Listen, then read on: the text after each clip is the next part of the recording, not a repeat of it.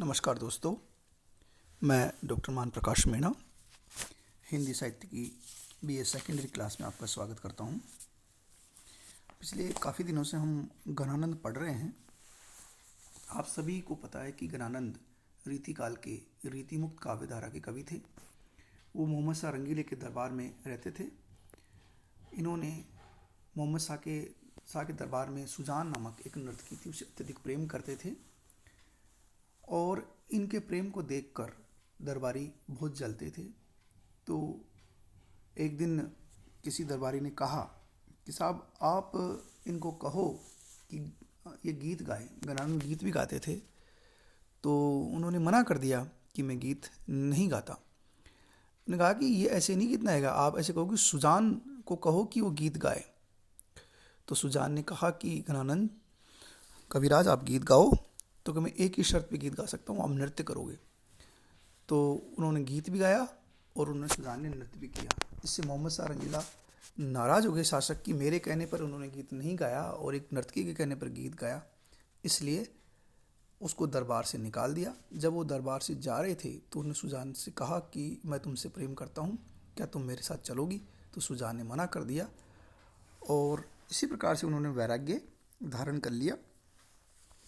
वैराग्य धारण करने के पश्चात सुजान को भगवान श्री कृष्ण का रूप बनाकर कृष्ण भक्ति विषयक उन्होंने पद लिखे। तो ये जो पद है उनके डबल मीनिंग है, एक तो सुजान से संबंधित है और दूसरा श्री कृष्ण से संबंधित है।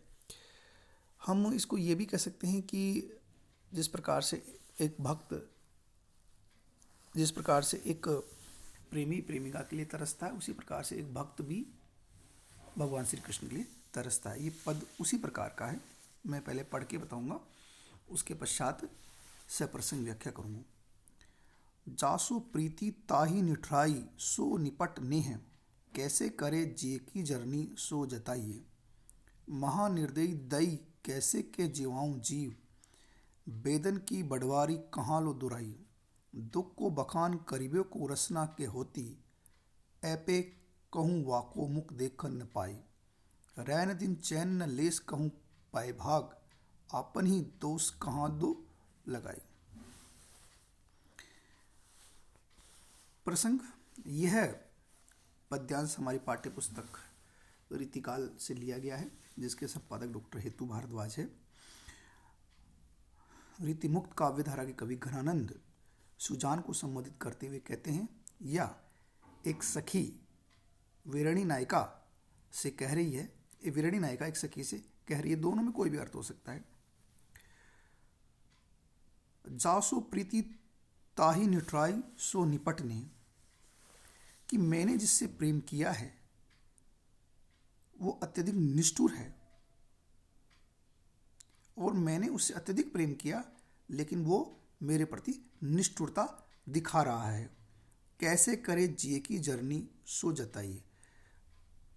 मेरा मन, मेरा दिल उसके विरह की अग्नि में जल रहा है। इस जलन को मैं कैसे दिखाऊं, कैसे उसे बताऊं। एक प्रेमिका प्रेमी से प्रेम करती है, जब प्रेमी उसके प्रति निष्ठुरता दिखाता है तो उसके मन में एक जलन सी होती है, एक मन में एक आग सी लगती है। वो कैसे मैं दिखाऊं। ये चाहता है कि ये आग है और ये आग को मेरा प्रीतम ही उस आग को बुझा सकता। महानिर्दयी तई कैसे को जीवाओ जूं, हे वो मेरा प्रीतम है, महानिर्दयी है, बहुत ज़्यादा कठोर है, वो मेरी ओर नहीं देखता। कैसे के जीवाऊं जीव, मेरी स्थिति बहुत ज़्यादा खराब हो गई है, मैं अपने प्राणों को कैसे जीवा के रखूं, मैं अपने प्राणों की रक्षा कैसे करूं। वेदन की बड़वारी कहाँ लो दुराई, मैं विरह की वेदना मेरी अत्यधिक बढ़ गई है, मैं कहाँ तक उसको छुपाऊं। मेरी विरह वेदना बहुत ज़्यादा बढ़ गई। जिससे प्रेम करते हैं उसके प्रति वेदना होती है तो वो अत्यधिक दुख बढ़ जाती है। दुख को बखान करीबे को रसना होती, यदि मैं अत्यधिक दुखी हूँ और इस दुख का बखान करने के लिए मेरे पास यदि जीभ होती तो मैं उसको बताता। ऐसे कहूँ वाखो मुख देखन नहीं, मैं बताता तो सही, लेकिन मैं उसका मुख भी नहीं देख पा रहा या देख पा रही, यदि वो मेरे सामने होता तो मैं अपनी बात उनको बताता।